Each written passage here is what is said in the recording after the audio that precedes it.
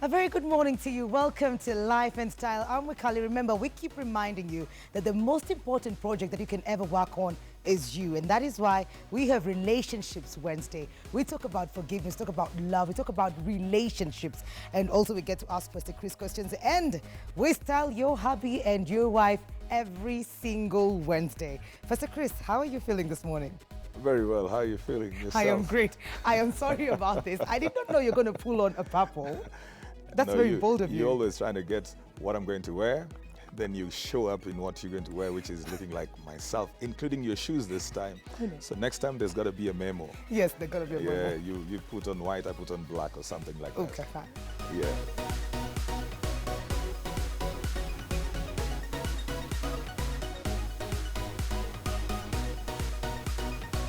So, Pastor Chris, what do we have on mandate today? We're talking about how alcohol affects relationships. We've spoken so many things on Relationship Wednesdays, the mandate segment. We've talked about finances, we've talked about phones, we've talked about expectations, we've spoken quite a number of things. But today, we want to get into something that rarely do people talk about, and that's how alcohol affects relationships. And I've got with me two gentlemen and two ladies just to help us get to know from their life stories, and then we delve into it so we can help somebody else out there. Absolutely. Because we're transforming lives one at a time. Thank you so much. All right, so with me today, we've got two ladies, as I said, and two gentlemen who are going to help us walk through how does alcohol affect people in relationships? How do they relate with their loved ones? Does alcohol affect them? So we've got people who have walked that walk, been addicted for a while, and some have come out, some are coming out, and they're willing to share their stories together with us today. I'll start right from the end. Over there, I've got James. James, please introduce yourself. Thank you, Pastor Chris. My name is James Njoroge. I'm 47 years old. I've been in addiction for around 21 years. 21 years. 21 years, yes. But now I'm sober for the last 18 months. For the last 18 months? Yes. 21 years out of 47. That's quite a while. Yes, Pastor. All right. You married? Yes, I am married, Pastor. Okay. With one wife. With one wife. And 3 children. Okay. Yes. Next to James is Brenda. Hi, I'm Brenda Ochieng. I'm an addictions counselor. I also went through alcoholism. I started drinking really seriously at age 31. By 35, I was done. And I spent quite a while trying to get out of it. When you say you started drinking seriously at 31, that means you were drinking before that, but not as serious? Not seriously. I had tasted alcohol. It was never anything important to me. Okay. I would rather drink Coke. I would much rather drink Coke than alcohol. Right. But at 31, then I started to, let me just say, party a lot. Okay. It was also the environment that I worked in. All right. Because I was about to ask you, was there any factor that you could pin down to that caused you at 31 to get much into alcohol? Yeah, sure. It was the environment, that there was just a lot of alcohol. Okay. And then I came to realize that it gives me energy and it makes me belong more, because I always felt I didn't belong, I didn't fit in. Yeah. You're right. Are you out? Out of alcohol? Yes, indeed I am. All right. Okay. Julius. Yes, thank you, Pastor. My name is Julius Ngede. I have been in addiction. I was in addiction for 18 years. Started quite young, at 18. But now I'm 7 years sober. 7 years. 6 years, this is my 7th year. 7th year, congratulations. Yeah. Yeah. So I thank God for that. All right. Yeah. Okay. And lastly, I have Terry. Yes, Pastor. Yeah. My name is Madam Terry Washira. I am an addiction counselor. And my life in alcohol started soon after shortly after marriage. My husband was the one who was drinking, but I picked up the habit through drinking, and we have things we call experimental. Okay. And after all, of course, after many years of social drinking, I became an alcoholic. But of course, it affected my marriage so much that after some time, we started fighting, and later on, we separated. My drinking years were 15 bad years. You brought up something which I would like to get into. You brought up something, social drinking. What is social drinking? Yeah, in stages of addiction, we have many stages, and we start by pre-contact, where you sit with somebody who is drinking. That time you're not touching, you are just keeping company. Okay. Then we come to experimental stage, where you start tasting.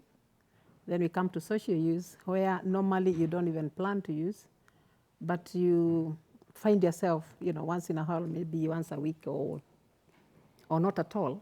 That's a social user. The A social user never plans to drink. Okay. And then we come to problem use to heavy use, and that is where What's the problem user? problem user is where you find that 3/4 of your money goes to drinking or the drug of choice. Wow. And then you come, of course, to rock bottom, where you don't know whether you are going left or right. Okay. Yeah, where in fact, you don't care. You just drink, and you live to use and use to live. All right. So you had hit rock bottom. By the time I left home, I was a problem user. By the time we parted ways with my husband, but of course, having now gone away, I left my 4 children with him. And I was a secretary that time, and I went to very, very heavy use because I became a bachelor once again, a single woman once again. Of course, now I didn't have responsibilities. Okay. But besides that, I have a lot of regrets. But I thank God that someone saved my life by taking me to the rehab when I felt I had already reached rock bottom, where this person gets either depressed or commits suicide, or is crushed by vehicles, or beaten up by robbers. All right. We're going to come to that, because then that gives hope that there's a way out no matter how far somebody has gone. There is hope. All right, Julius, please tell us about your engagement with alcohol and how that affected your relationships. My engagement with alcohol started in high school, actually in Form 2, when I started going out with friends for the sake of fitting in. And that time it was not a problem until now. When I finished college, I came out of college, I started drinking seriously. At Form 2, you were underage, so how were you accessing alcohol? I started manipulating my mother, my aunties, my father, so they could give me a lot of pocket money. So I was maintaining my drinking through pocket money. Brenda, a lot of people who using alcohol, sometimes Madam Terry spoke about several stages, but a lot of people who are using alcohol find it difficult to say that they have a problem. At what point does somebody really now have to watch out for how they're using alcohol, and what are the symptoms that there is a problem in their lives? A lot of people, denial comes with the disease. It just comes together, and that's why many people just don't see that they have a problem. But when you start to use, you find that you're using increasingly in order to get the same effect.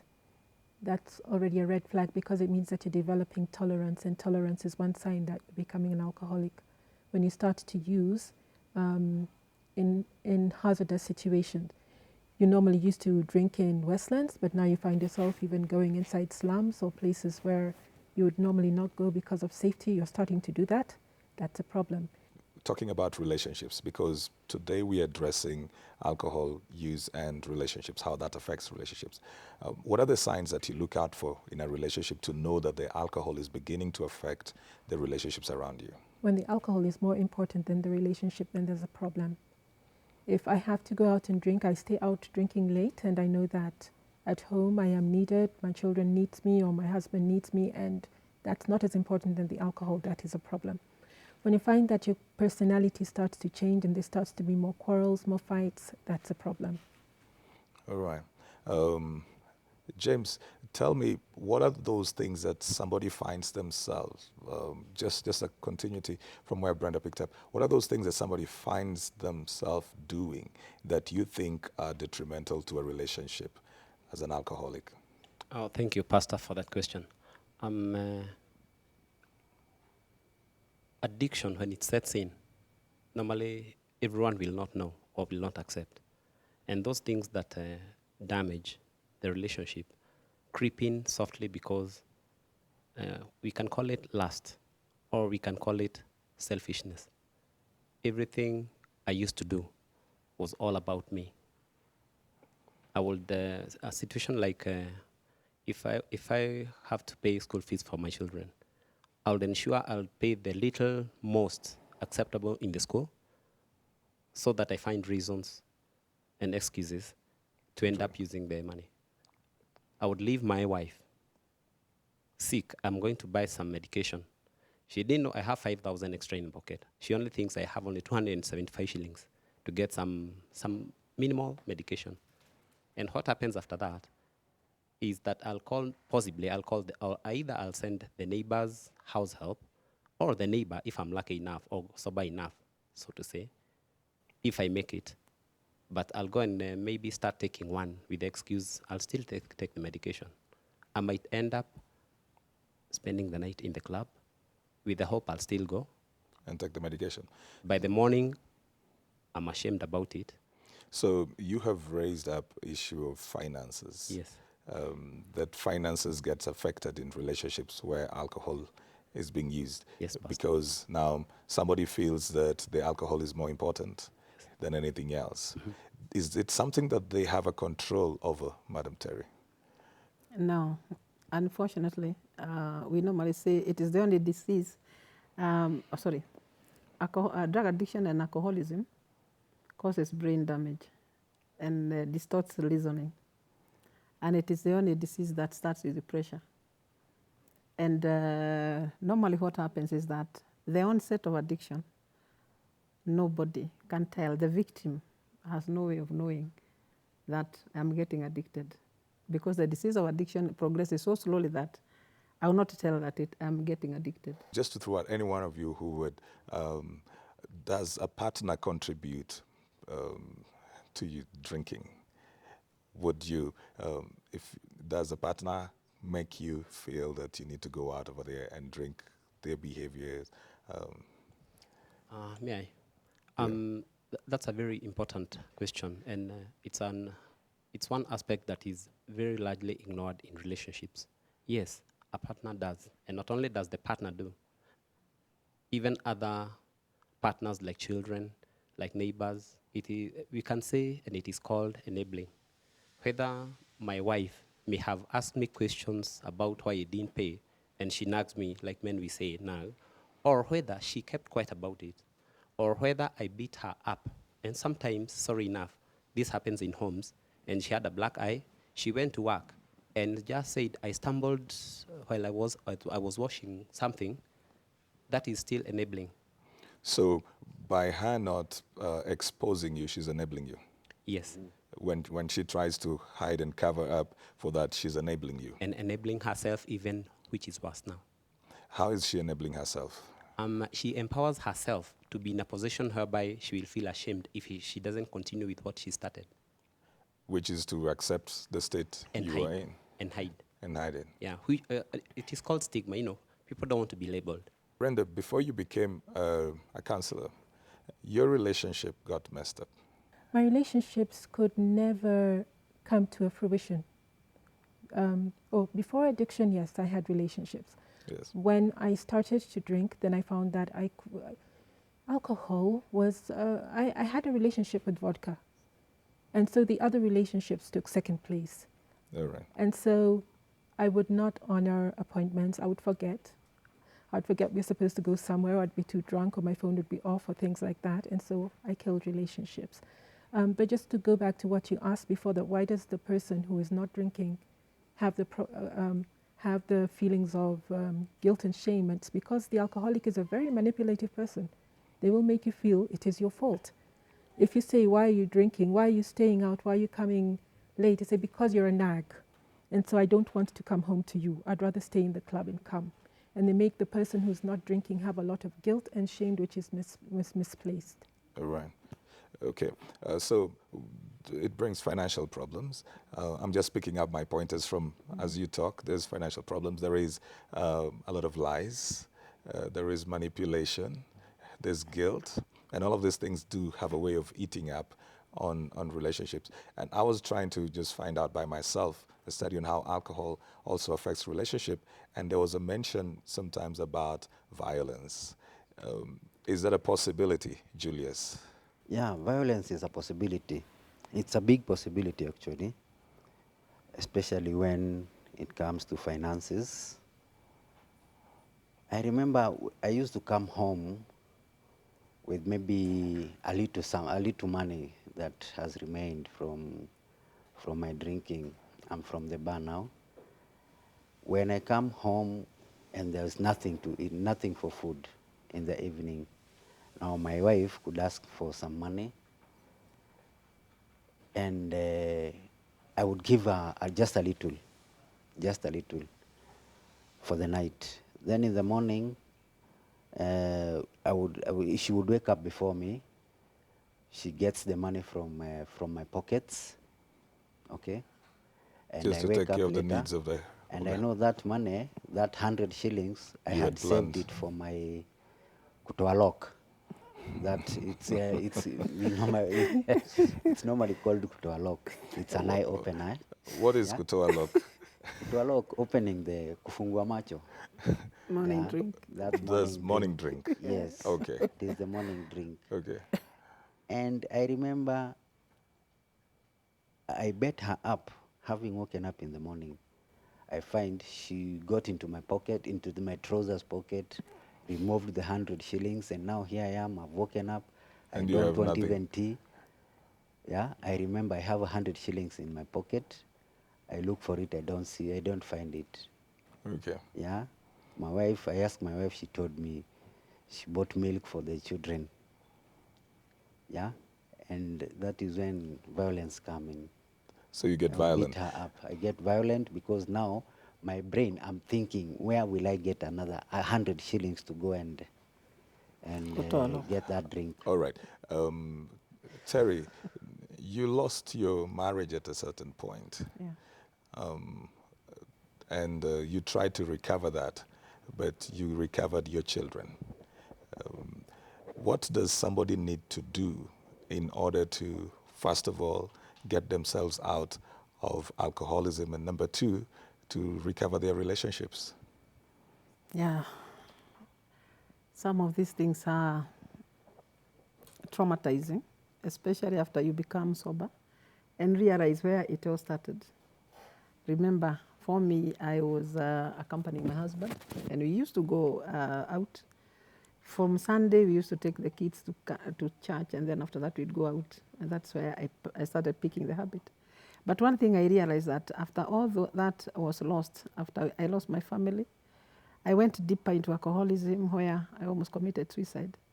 By this time now, my husband married, and my kids were left alone. But I know very well that my husband did not put anything in my mouth. So it is me who was drinking. Yeah, Okay. but he did not force me to drink.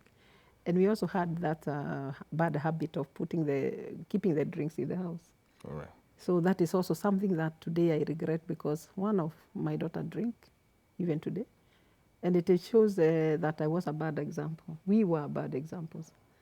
And the thing is, people should know alcoholism or drug addiction. One person in the family is infected, the whole family is affected. How many people did I affect? I affected my children, my friends, my larger family. And when I came back, when I was sober, I came back to my children who are left alone, because after the husband remarried, went away with the wife. Of course, now I could not even bond with them. They were annoyed with me for having abandoned them. And there is something we call stigma. And I know they suffered stigma. And stigma is guilt and shame. And I'm sure even my husband went through that.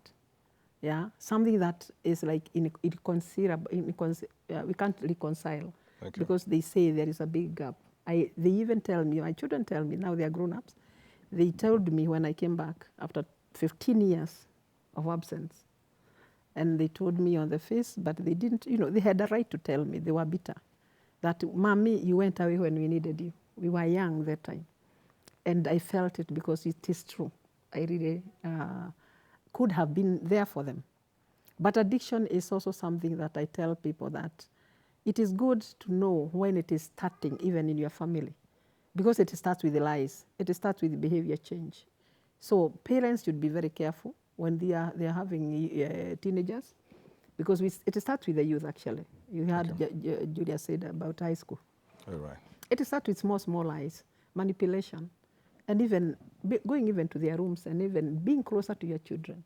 So what should somebody do, Brenda, if a couple came to you that has been affected, either one of them or both of them are dealing with alcohol and their relationship is going down? What are they supposed to do in order to save their relationship? Very important that they should come together, because many times what people do is that you take the alcoholic and you put him in a rehab, and you expect that when when he's done with the 3 months, everything will be perfect again. So the two of them are supposed to be part of the process? So when the two of them are part of the process, I mean, it's very essential that even when let's say the man is the alcoholic, the woman has to come.